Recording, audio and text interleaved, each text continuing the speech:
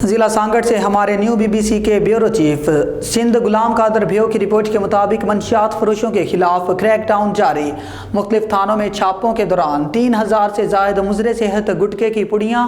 آدھا کلو سے زائد چرس اور شراب برآمد، 8 منشیات فروش گرفتار کر لیے۔ تفصیلات کے مطابق ایس ایس پی سانگڑ اعجاز احمد شیخ کی قیادت میں ڈسٹرکٹ پولیس سانگڑ کا منشیات فروشوں کے خلاف کریک ڈاؤن تسلسل سے جاری ہے، جس کے نتیجے میں ایس ایچ او شاہ پور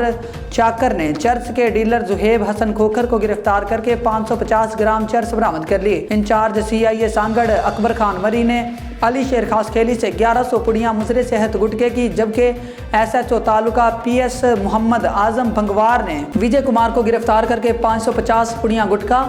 S H O Peeromal Muhammad Ishaq Sangrasi نے عبدالوحید خاص کھیلی سے 440 پڑیاں گٹکا اور S H O Berani Waseem Ahmed Arbab نے شفیع محمد مکسی سے 500 پڑیاں گٹکا۔ اس کے علاوہ ایس ایچ او سانگڑ گلزار علی مری نے عبدالحق سے 20 لیٹر دیسی شراب اور ایس ایچ او کھپرو رحیم حسین وسوانو نے